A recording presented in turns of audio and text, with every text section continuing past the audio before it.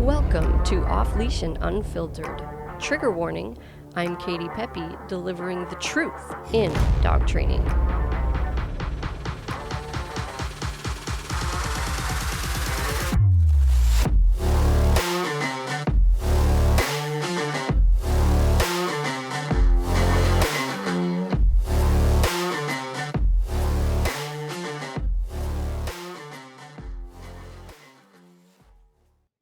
Hey everybody, welcome back to another episode of Off Leash and Unfiltered. I'm Katie Pepe, owner of Diamond Canine Dog Training in Biddeford, Maine.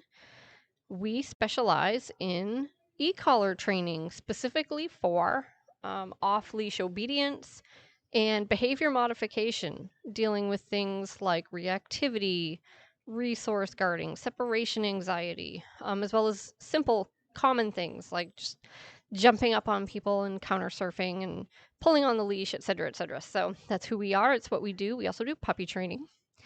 And this podcast is a way for us to share the things that we are seeing and talking about with our clients, hands-on, day in and day out. If this is the stuff that they need, that helps them, then obviously this is probably the stuff that helps lots of other people out there. So this is our way of sharing that information with all of you. And we try to be super, super honest, just straight shooters, transparent, and not sugarcoating things at all. So that's who we are and what we do.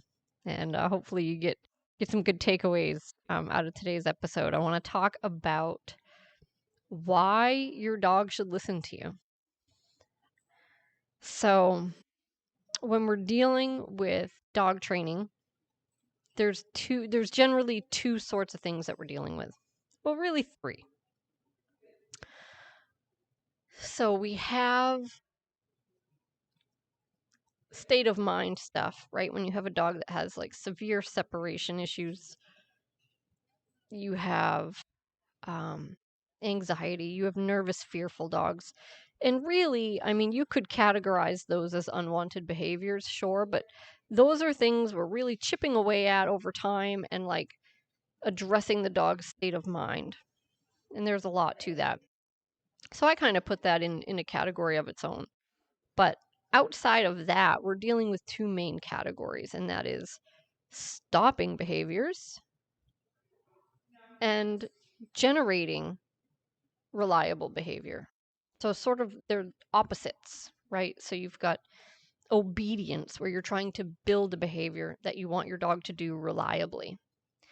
And then you have unwanted behavior or bad behavior for things that you want to stop. Like jumping on people, digging holes in the yard, getting into the trash, chasing the cat, right? Those are things you want to stop, but you want your dog to come back when called, go to place, or walk in a heel. Those are behaviors you want them to do. So those are obedience. So two opposite ends of the spectrum. And I talk a lot about unwanted behaviors and how the only way you're truly going to inhibit an unwanted behavior is to attach an intolerable consequence to it. And that's true. And there is a right and a wrong way to do that.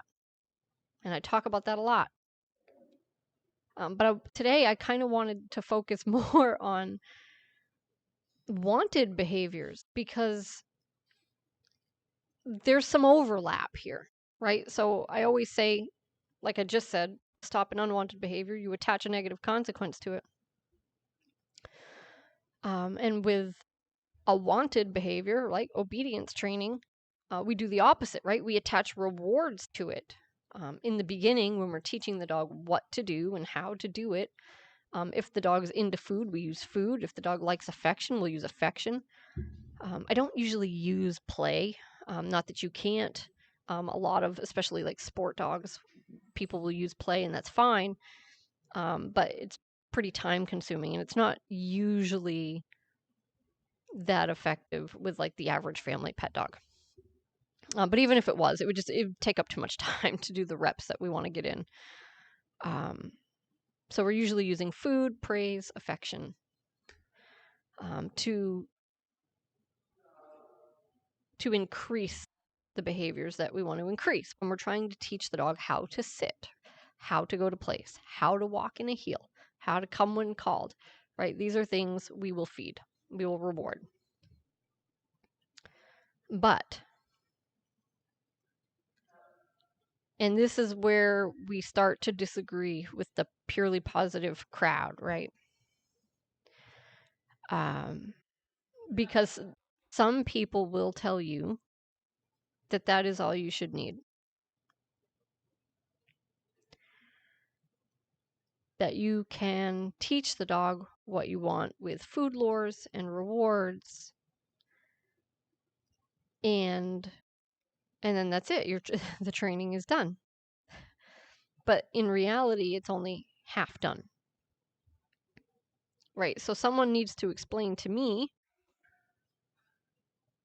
how the behavior becomes mandatory and not negotiable if all you're using is reward. So because the reality is it doesn't. Like, you're in a tug of war with the environment forever. And if you have a dog that's really motivated by reward, then that might actually work out just fine most of the time. But the key word there is most. So eventually there's going to come a time where the squirrel is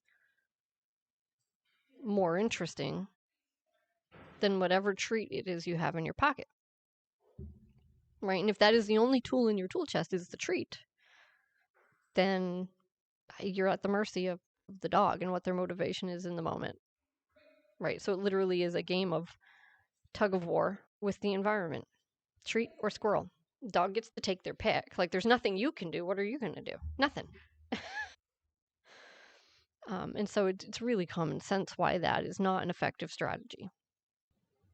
And what you have to understand is this is their business model. This is how they profit.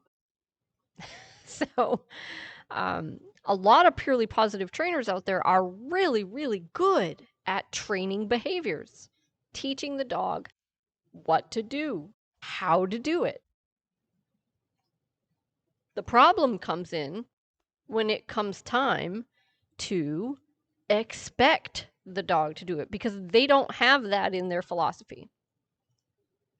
It's just not in there. So the solution to everything is just keep trying. Right? So think about what that looks like from a business standpoint. You get a new client. They want to teach their dog things. They want it to become reliable off leash. So what they do is they take your money to teach the dog things, or show you how to teach the dog things, either way. And then that's it. They just keep taking your money and not making the behavior reliable because they don't have a mechanism to do that. Right, so you have to keep going back, and maybe they'll tell you to change some things, right? Like maybe a higher value reward or different timing with such and such. Or here's a good one. Keep the dog under threshold. That's a real popular one. Just keep the dog under threshold. So in other words, don't work in the real world. That's what that means. That's what that translates to. Yeah, God, it makes me so mad because you can't make this stuff up. All right, so I'm not by any stretch saying that the dogs I train are perfect. They're not, and they never will be, and they're not robots, and we don't want them to be robots anyway. You know, we have dogs that struggle, and we have people that go home and sometimes continue to struggle. Most of the time, if that happens, it's their own fault and they know it, but not always. I mean, sometimes it's just a challenging dog, and maybe with their particular, household dynamics and lifestyle, it can be hard.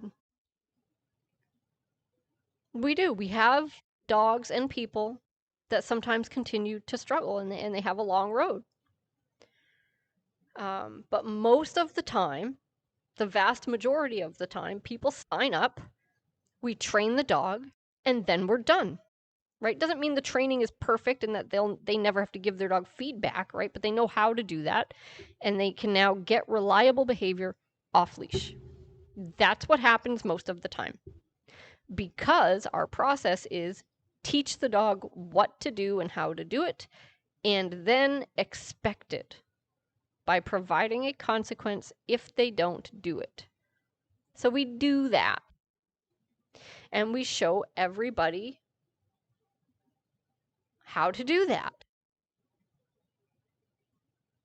And then they go home, and the only time I hear from them is when they send me a text message to let me know how amazing their dog is doing, right? Or occasionally, someone will have an issue or a question, and we help them resolve it. We usually don't even have to see them to do that. And that's what it should look like. If you have to keep going back to your dog trainer for the same thing over and over and over again, and they're not showing you how to make that behavior reliable, if their answer is always that you need to try this, try that, try this, try that, or just keep practicing, keep trying, or keep the dog under threshold, those are all fails, guys. That's never going to work. You know, I always kind of chuckle when I get the email or the text message that asks me if I'm taking new clients, because I know where they've been. They've been going to the purely positive crowd for training, and a lot of them probably don't have room for new clients because they have to keep the same ones coming back forever. So there's never any room for anybody new. I mean, it sounds ridiculous, but it's true.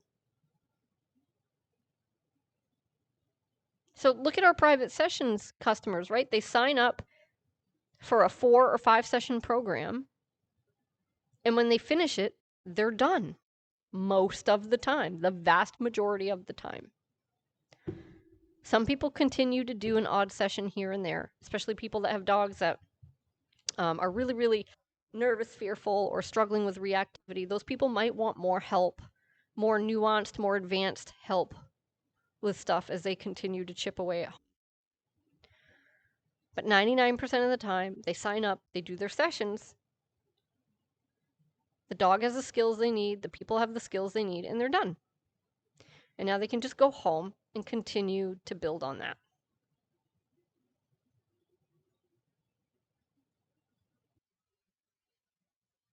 And that's how it goes. If you go to a trainer who tells you you just need to put in more time, more practice, more patience, more hours, basically everything's your fault for not trying hard enough, and they tell you you shouldn't need punishment or correction or to make your dog uncomfortable ever, then everything just remains optional. Everything remains negotiable. Nothing will ever be truly reliable in the real world around distractions above threshold. Ever. It just won't be. And having a dog that only comes back if it values your reward more than the environment,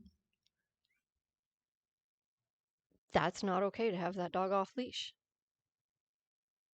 That is not a safe dog. Essentially, it's 100% optional whether or not they come back. Not okay. So, what do?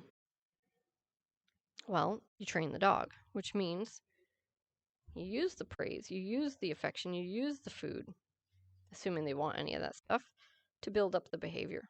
You use leash guidance on a leash to show them what to do. But ultimately, at some point, after you've done all this reps and you've put in all this time, ultimately, at some point, you need to treat non-compliance just like any other unwanted behavior, guys. That means you're going to treat not coming when called just like getting into the trash. There's a high consequence if you don't come back when you're called. And guess what? Now the behavior goes from optional to not optional.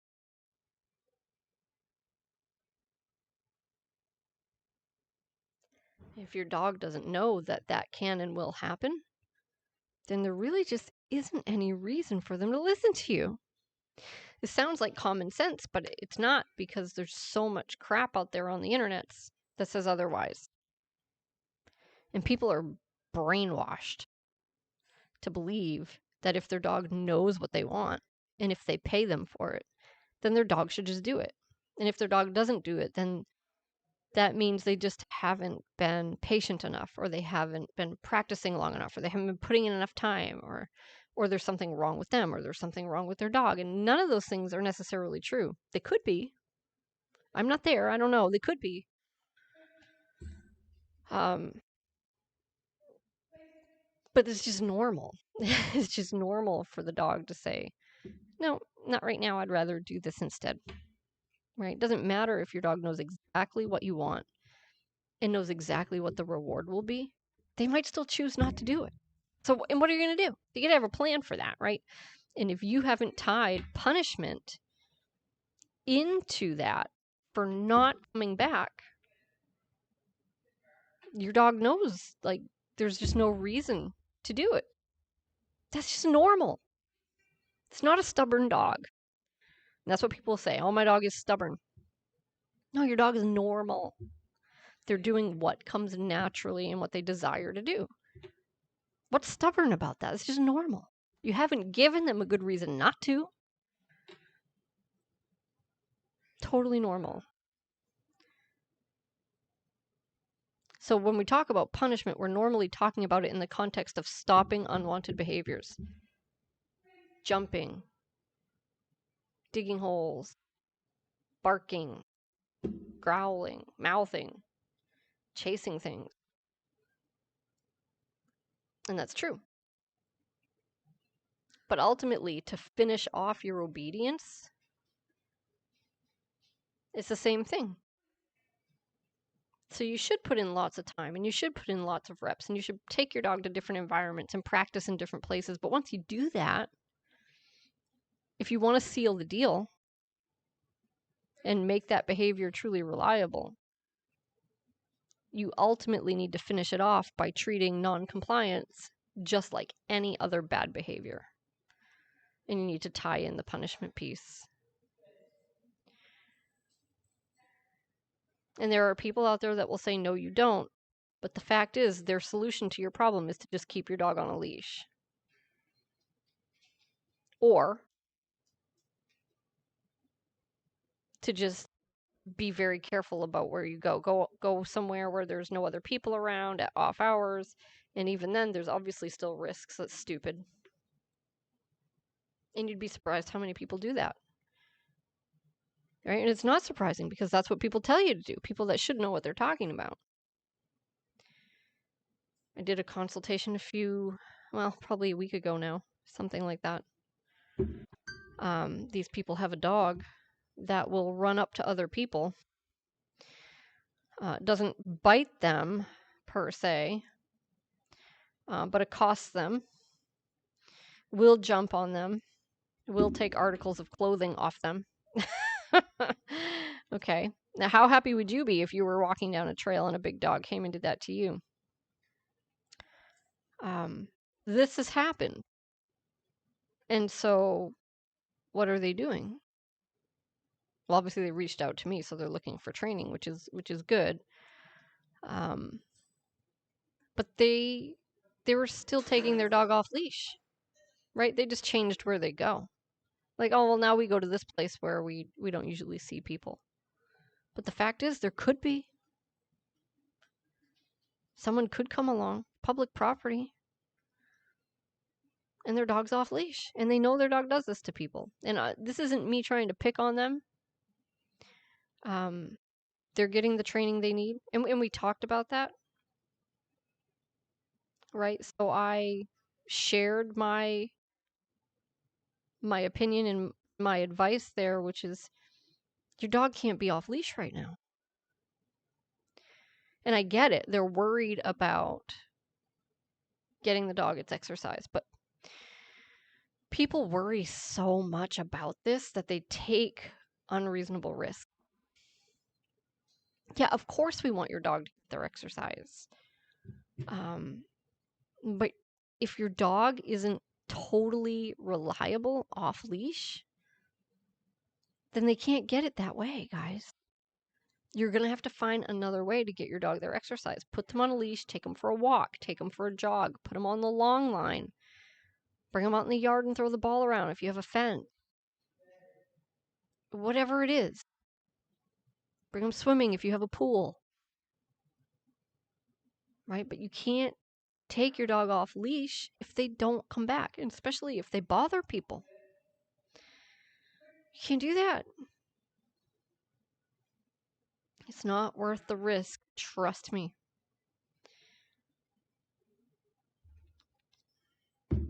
And the way we're going to fix that for them is just what I said. We're going to pattern coming back when called. We're going to do lots of that on a short leash, lots of it on a longer leash. We're going to tie in the e-collar. And then ultimately, before that line comes off, we will tie punishment to not coming back. Right? We'll use lots of food early on if the dog likes food.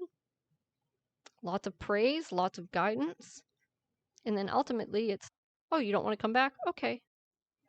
Here's a correction. And the fact is, most dogs, once they know that, they become so much more reliable. And your life becomes so much easier. Right? But without that piece, it's just the dog weighs their options. Like, why wouldn't they? That's just normal. Normal. So, and we're talking a lot about recall right now, but this applies to all the commands. Right? But I think it's important to just reiterate and stress that, like, you have to put in the work. Just punishing your dog for not doing this stuff, that's not going to work. Your dog has to really fully understand what the expectation is. And that doesn't happen as fast as people think it does. So people think if their dog sits a couple times, that means they know sit. It doesn't. It doesn't. It means they know how to sit. It doesn't mean they know the word sit. So it's dozens and dozens, even hundreds of reps with guidance, with reward, before your dog really cements and associates the word to the behavior and becomes pretty good at it. Just because you see your dog do something a couple times doesn't mean they really know it. Right? And so it's not something you start correcting non-compliance for right away. You got to put in the time. But once you've done that, of course there has to be a consequence for not listening. Somebody please explain to me why your dog is going to come back to you when they're off leash, having a good time, and they see a dog or a person or a squirrel or whatever it is that they're totally into. Why are they going to come back to you? Why? And if the answer is because I give them a treat, well, that's just stupid. It's just stupid. Because a treat, there are going to be things out there that your treat, that your reward can't compete with. And so what do you do then? What do you do? Somebody please tell me what you do. And the answer is usually that you increase the reward. And before you know it, you're just carrying around like raw beef in your pocket. right? Rabbit's feet for luck. But really, like there needs to be, after you've put in the work, you put in the time, you put in the reps, there needs to be punishment for non-compliance. It's just really, really simple math, guys. And the way that we like to train, we actually take it a step further than that. And we do tons and tons of low-level e-collar work before we ever get to the point where we're punishing non-compliance. So we're really teaching the dog what the e-collar means, what it feels like, how to respond to it in different contexts, and using it as a form of what most people would refer to as negative reinforcement. So it's very, very gentle, and we use it as a form of pressure. We refer to it as pressure because it shuts off when the dog does the behavior, but it's very, very low in the beginning. And by doing this, this enables us to train in the most gentle manner. Because we're able to give the dog guidance essentially with the e-collar on low levels, and then only increase it over time after they have the reps, the practice, and the experience, and the knowledge, and they understand it. And they're choosing not to comply. Now we can turn that level up to whatever level is right for that dog. So really might be the gentlest way to train. And get reliable, solid behavior. And a lot of people are freaked out by this because it just seems really complicated, and there is a skill set to it, but we have a great program. If this is something you're interested in and you want to try out, go to the website, diamondcanine.com, and that is diamond, DIAMOND, canine, CANINE.com. You go to the website, and there's a course available there called 10 Days to a Great Place. And what this course is it is an introduction to e-collar training. So this is fantastic. It's a fantastic course for people who want to do e-collar training or are interested in it, but are just scared of it. And they're afraid they're going to mess up their dog or screw something up, which, by the way, you're not. Even if you screw up the training, it can be fixed.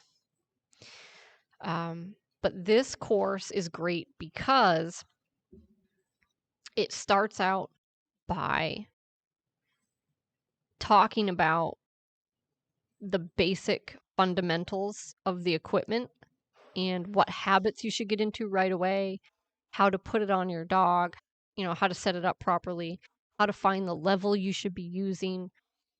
That's all covered. So it's very thorough. And then it walks you through how to teach the place command from start to finish, meaning starting with a dog that has no idea what place is.